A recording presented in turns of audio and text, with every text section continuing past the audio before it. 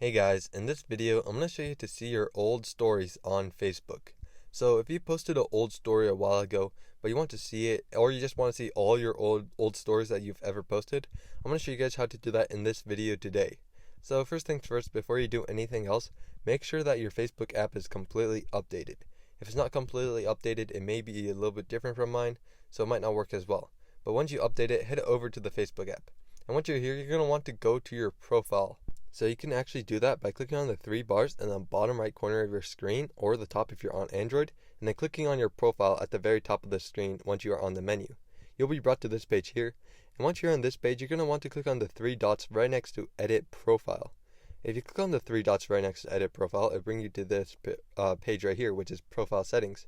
Here, you're going to want to look for Archive. For me, it's the third option down. It might be different for you. Once you find Archive, you're just going to want to click on it, and once you click on it, you'll be brought to the Archive page right here. Here, to look at your story archive, at the very top of the screen, right next to Trash, there should be an option for Story Archive. If you click on Story Archive, you can see all your old stories. As you can see, I have 3 stories from December 15th, and I can see them very easily. As you can see, you can just click on them, and you can go through all of them if you want. So no matter how old the story is, it should be there as long as you have the option to automatically save stories to your archive on.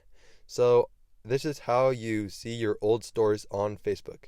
So I hope this video was helpful. If it was, I'd really appreciate a like and subscribe. Leave any questions you have in the comment section below. I'll do my best to answer them, and I'll see you guys next time.